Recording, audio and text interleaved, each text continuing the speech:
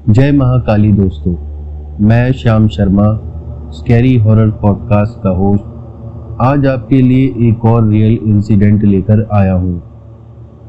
हमारा आपको ऐसी सच्ची घटनाओं के बारे में बताने का यही उद्देश्य है कि आप सतर्क रहें, सावधान रहें और आपके साथ ऐसी किसी भी तरह की कोई पैरानॉर्मल एक्टिविटी ना हो। हमारा आज का ये इंसिडेंट छपरा जिले के मांझी गांव का है और हमें इस घटना के बारे में नागेंद्र ने बताया है, क्योंकि ये इंसिडेंट उनकी खुद की छोटी बहन के साथ हुआ था। इस घटना को विस्तार से बताने के लिए हम उनकी बहन का नाम यहाँ चंदा रख लेते हैं। तो चलिए बिना देरी किए हम आपको उस रियल इंसिडेंट के बारे में बताते हैं। ये साल 2016 की बात है। चंदा एक बहुत ही सुंदर और समझदार लड़की थी। वो पढ़ाई लिखाई में भी बहुत होशियार थी। वो 10वीं क्लास में पढ़ रही थी। चंदा के भाई जिन्होंने हमें यह घटना बताई है वो चंदा के बड़े भाई हैं। चंदा उनकी छोटी बहन का नाम है।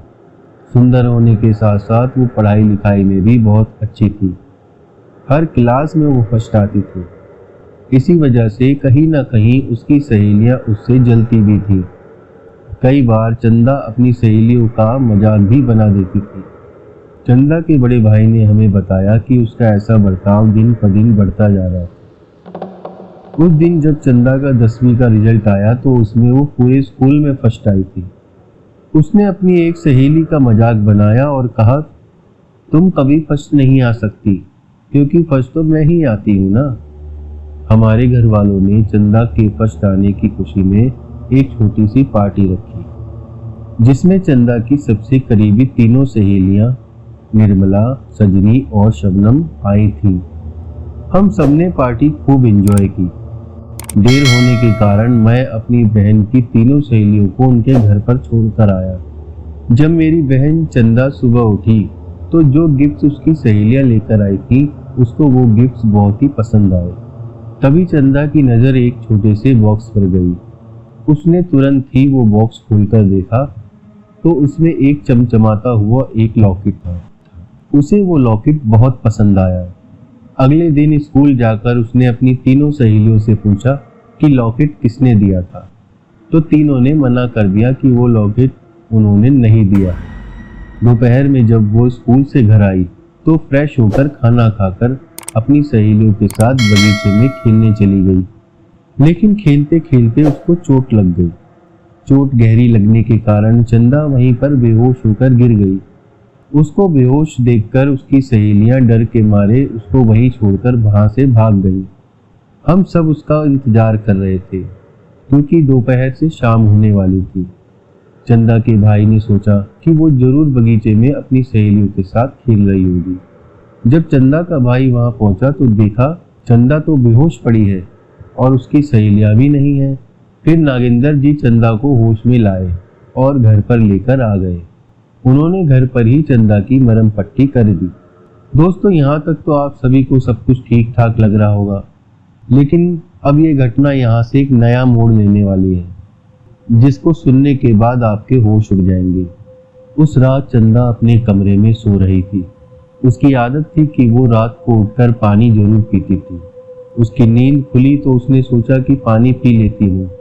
पानी पीने के लिए जैसे ही उसने मटके का ढक्कन हटाया तो उसमें उसे एक सफेद साया दिखाई दिया, जिसे देखकर वो बुरी तरह से चिल्ला गई और अपने कमरे से बाहर की ओर भागी। उसके चिल्लाने की आवाज सुनकर उसका भाई भी जाग गया। उसने चंदा से पूछा कि क्या हुआ, तू इतना डरी क्यों है, क्या बात है? तो चंदा ने बताया कि उसने मटके के अंदर भूत देखा। उस रात कैसे भी समझा बुझाकर चंदा के भाई ने अपनी बहन को सुला दिया। अगली सुबह जब उसने देखा चंदा अभी तक नहीं जगी है तो वो उसे जगाने उसके पास गया। उसने देखा कि चंदा की तबीयत ज़्यादा खराब है, उसको बहुत तेज बुखार है। उसने डॉक्टर को बुलवाया तो डॉक्टर ने कहा माथे पर चोट लगने की वजह से बुखार आ गया है, कल तक ठीक हो जाएगी। नागेंद्र जी ने थोड़ी राहत की सांस ली क्योंकि वो अपनी बहन से बहुत प्यार करते थे। डॉक्टर तो चला गया लेकिन पूरे दिन चंदा का जिस्म आग की तरह तपता रहा। उसका बुखार कम होने का नाम ही नहीं ले रहा था। नागेंद्र जी पूरे दिन अपनी बहन के पास बैठे रह गए, पर उनकी बहन को होश नहीं आया। अगली सुबह भी चंदा की वही कंडीशन थी जो पिछले दिन थी। उनकी बहन का बुखार 103 डिग्री से बढ़कर 105 डिग्री हो गया और चंदा को अभी तक होश नहीं आया। चंदा के बड़े भाई ने डॉक्टर को फिर बुलवाया। डॉक्टर भी हैरान था कि ऐसे कैसे हो सकता है, बुखार तो उतर जाना चाहिए था। चंदा का जिस्म लाल पड़ता जा रहा था। डॉक्टर ने कहा कि इस लड़की को अब अस्पताल में ही दाखिल करवाना पड़ेगा। दोस्तों, अब आगे जो हम आपको बताने जा रहे हैं उसे सुनकर आपके दिल की धड़कन रुक सी जाएगी। तो सुनिए। डॉक्टर वापस जाने के लिए जैसे ही मुड़ा तो तभी चंदा ने डॉक्टर का हाथ बहुत ही टाइट से पकड़ लिया और बड़ी ही अजीब आवाज में बोली, हॉस्पिटल लेकर जाएगा तू, हॉस्पिटल लेकर जाएगा तू इसे।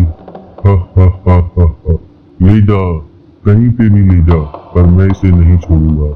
मैं तो इसे अपने साथ ले जाकर ही रहूंगा। आज से चौथे दिन जुम्मे की रात इस लड़की की आखिरी रात होगी। हा हा हा हा हा हा। चंदा पागलों की तरह हंसते हंसते फिर से बेहोश हो गई। डॉक्टर डर के मारे भाग खड़ा हुआ। अब नागेंद्र जी को समझ नहीं आ रहा था कि वो क्या करें। अगले दिन मंगलवार था। वो अपने गांव के पंडित जी को बुला लाए। पंडित जी ने जैसे ही दरवाजे पर कदम रखा तो पंडित जी को सब कुछ पता चल गया। पंडित जी ने चंदा के बड़े भाई को बताया कि आपकी बहन पर किसी ने काले जिन को छोड़ा है और ये उसके बस की बात नहीं है। इस लड़की के इलाज के लिए आपको उड़ीसा जाना पड़ेगा। वहाँ माँ कामाख्या का मंदिर है। वहाँ पे बड़े पंडित जी हैं जिनको सिद्धि प्राप्त है। आपको उनको ही इस लड़की को दिखाना होगा। चंदा के भाई ने सोचा कि वो अपनी बहन का इलाज करवाने के लिए कुछ भी करेंगे। अगले दिन बुधवार था। उसने एक प्राइवेट टैक्सी की जिसने नागेंद्र जी और उनकी बहन चंदा को कामाख्या मंदिर के पास ही छोड़ दिया। सफर लंबा होने के कारण दोनों थक गए और नागेंद्र जी ने सोचा थोड़ा आराम कर लेता हूँ।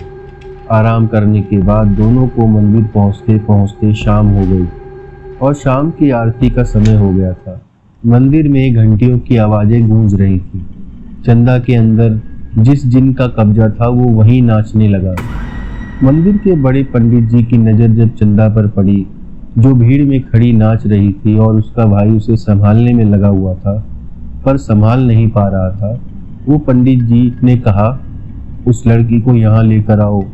बताने वाले नागेंद्र जी ने हमें बताया कि श्याम भाई, मेरे कुछ कहने से पहले ही उन पंडित जी ने सीधा पूछा कि क्यों परेशान कर रखा है इस बच्ची को। बता वरना माँ कामाख्या का प्रकोप तुझे भस्म कर देगा। बोल जल्दी।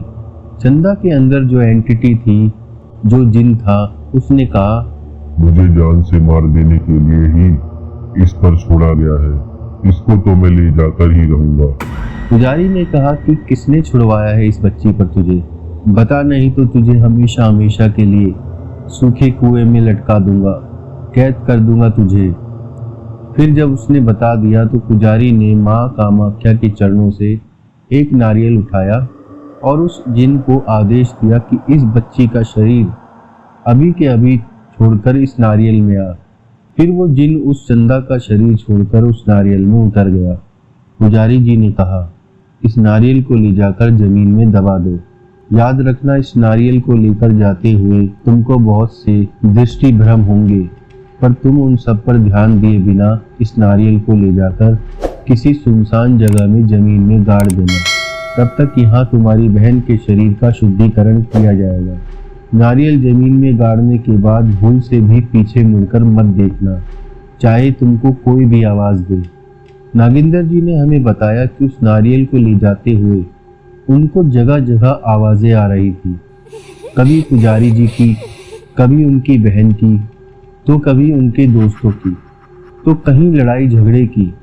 पर वो रुके नहीं और एक सुनसान जगह पर ले जाकर नागेंद्र जी ने उस नारियल को गाड़ दिया।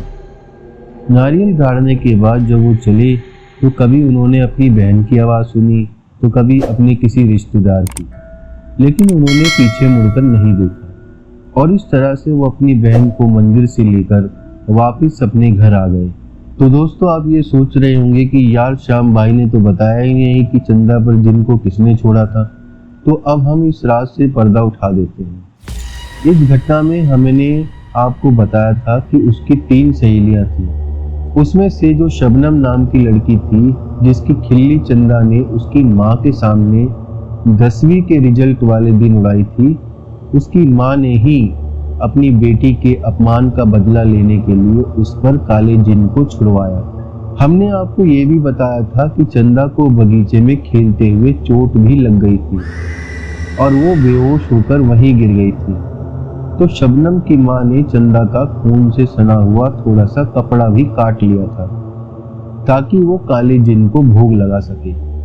तो इन द एंड कंक्लूजन यही निकलता है कि चंदा को इन सब मुसीबतों का सामना अपने घमंड की वजह से करना पड़ा। इस इंसिडेंट से हमें यही सबक लेना चाहिए कि आपको जो भी योग्यता भगवान ने दी है, उसके अहंकार में आकर आपको किसी की भी खिल्ली उड़ाने का कोई अधिकार नहीं है, वरना पता नहीं कौन कहां से अपनी दुश्मनी निकाल ले। तो दोस्तों अब हम आपसे फिर मिलेंगे एक नए इंसिडेंट के साथ। तो सावधान रहिए, सुरक्षित रहिए और हाँ, चैनल को सब्सक्राइब करना और हमें कमेंट करना ना भूलिएगा, क्योंकि इसी से हमें हौसला मिलता है कि हम हर बार एक रियल इंसिडेंट आपके लिए लेकर आते रहें। तो stay tune with the channel. Bye bye दोस्तों।